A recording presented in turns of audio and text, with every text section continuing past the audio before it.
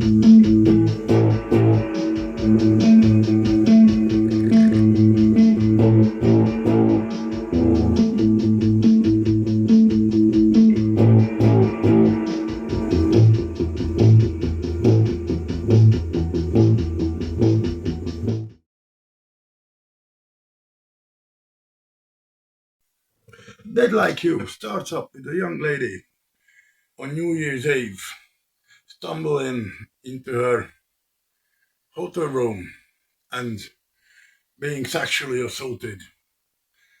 And some days later, another very similar case happens in Brighton.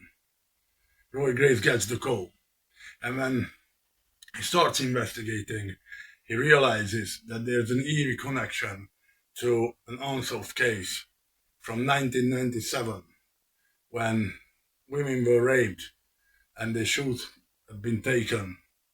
And that's the same thing that just happened with the recent victims. They should were taken.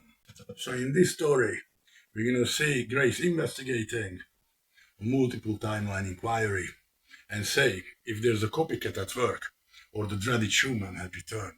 Like many of Peter James's books, it is indeed based on reality, on an incident that had happened and rather infamously got known to be the Rotherham shoe rapist cases.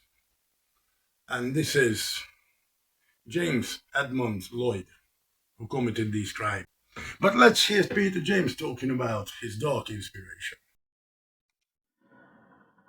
Dead Like You was inspired from a police lecture I went to 5 years ago, given by the senior investigating officer of a very nasty rapist up in Rotherham and Barnsley, who became nicknamed the Rotherham Shoe Man. So a guy called James Lloyd, middle-aged guy, works manager of a very big printing company, respectable member of his community, who over a period of several years raped a massive number of women. He dragged them off the streets outside nightclubs or pubs late at night. He'd truss them up, he'd rape them, and then he would take their shoes as a trophy. And he was at court by the assistants arrested for drink driving. Some 15 years later, the police got a match from her DNA, and when they went into this guy's office, they found a trap door under the carpet. Below the trap door were 126 stiletto shoes, and that fascinated me. In this book, we're going to look around the town centre most of the times, and we will follow a few interesting characters. One is Yak, Y-A-C, Yak. And he's like a taxi driver, journeyman. And there will be a parallel timeline from the past introduces us to the original Schumann. And Roy Grace will have to investigate if the cases of the 2010s, present day in the book, and the 1997 cases are linked. In the book's timeline, we're closing in on Christmas, and Roy Grace is preparing for the festive season. Glenn Branson's marriage is not getting better at all. He's still keeping at Roy Grace's house, where it moved out from for a little bit, but unfortunately had to go back. then we still will have the pending leaks that Roy Grace is constantly worried about, because the journalists, Kevin Spinella, seem to be clued up for years now, and Roy Grace is still not finding any clue as how he does this, how come this happened. And Roy Grace is getting ready to marry to Cleo. First he will have to declare Sandy dead, and Cleo is pregnant. Roy Grace is going to have a child.